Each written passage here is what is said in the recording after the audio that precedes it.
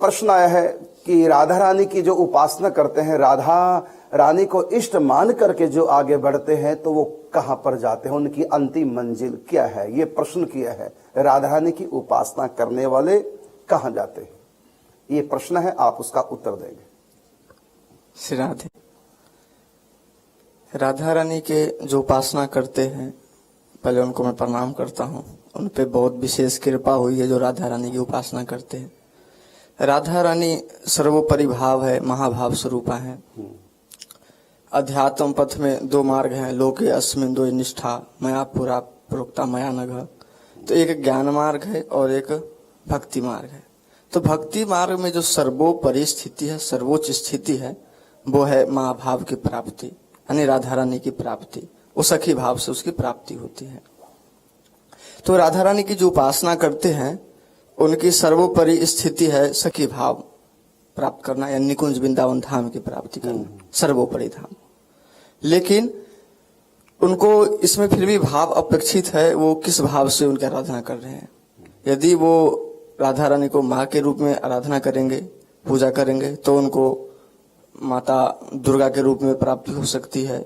और सीताराम की उपासना करेंगे, सीता माता के रूप में उनकी प्राप्ति हो सकती है। मतलब कहना ये चाह रहे हैं कि राधा रानी की उपासना करेंगे, भगवती राधा रानी माँ के रूप में प्राप्त नहीं होंगी, ये कहना चाहते हैं। जी जी। यदि कोई माँ के रूप में राधा रानी को प्राप्त करना चाहे तो वो फिर दुर्गा जी के रूप में ही प्राप्त होंगे जी, या और जो रूप है लक्ष्मी, लक्ष्मी आदि, हाँ, जहाँ विवाह।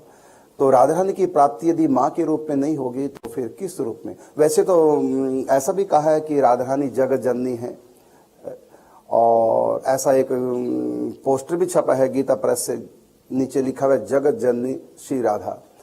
तो जगत की जननी है, ऐसा भी कहा गया है। और अभी आपने कहा कि माँ के रूप में राधा रानी की प्राप्ति नहीं होगी, तो माँ के रूप में जो लिखा है कि जगत जननी राधा रानी, इसका अर्थ। और फिर दूसरा कि यदि माँ के रूप में प्राप्ति नहीं होगी तो फिर किस रूप में प्राप्ति होगी राधा रानी की?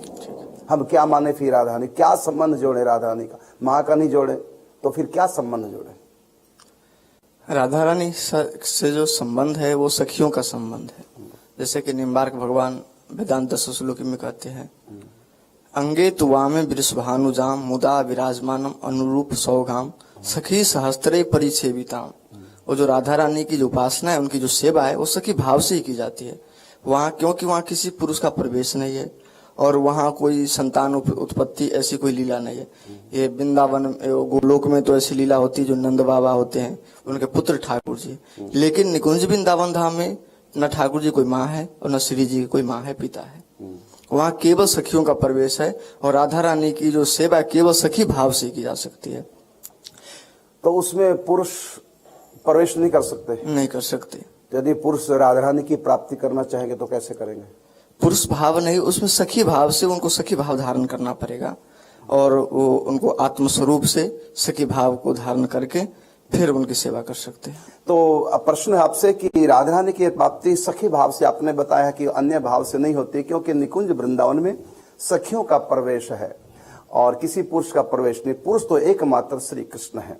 जब मीरा पहली बार वृंदावन में आई तो मीरा को दिव्य वृंदावन के दर्शन हो रहे थे, और जीव गोस्वामी संत, उस समय बड़े प्रसिद्ध संत, तो उनसे मिलना चाहती थी। उनको जीव गोस्वामी संत भी सखी के रूप में ही दिखाई दे रहे थे, लेकिन जीव गोस्वामी जी से एक संदेश प्राप्त हुआ मीरा को कि मैं किसी स्त्री से मिलता नहीं।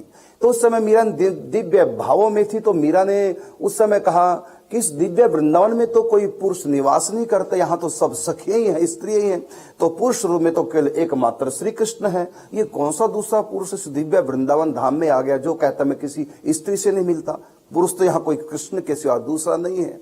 तो तब जीव गोस्वामी को पता चला कि ये जो महिला है ये स्त्री भाव नहीं, इनका तो सखी भाव हो चुका है, क्योंकि ये वृंदावन की निकुंज उपासना, ये वृंदावन का दिव्य जो भाव है, ये सब नहीं जानते। बड़ा गोपनीयों से भी अति गोपनीय ये भाव है, और ये कह रही है, इसका मतलब इसको सखी भाव की प्राप्ति हो गई है। क्योंकि इस चीज की अनुभूति, इस महाभाव की अनुभूति हर व्यक्ति नहीं कर सकता। सखी भाव धारण किए बिना महाभाव के बारे में कोई समझ नहीं सकता, जान नहीं सकता।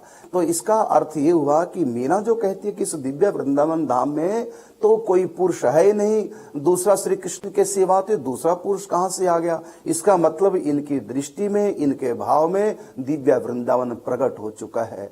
अब ये स्त्री नहीं रही और अब मैं पुरुष नहीं रहा। ये स्त्री पुरुष का शरीर बाहर से हो सकता है, लेकिन वृंदावन की निकुंज जो उपासना है इसमें तो स्त्री और पुरुष दोनों की एंट्री नहीं है, क्योंकि स्त्री पुरुष दोनों का काम संबंध है, लेकिन सखी में वासना नहीं है। कहा ना कि काम वासना प्रबल अति बांधो सब संसार, यह तनिक नहीं जाए सके कुंज महल के द्वार। कुंज महल के द्वार तक भी स्त्री और पुरुष दोनों में से किसी का भी प्रवेश नहीं, वहां तो केवल सखियों का प्रवेश है।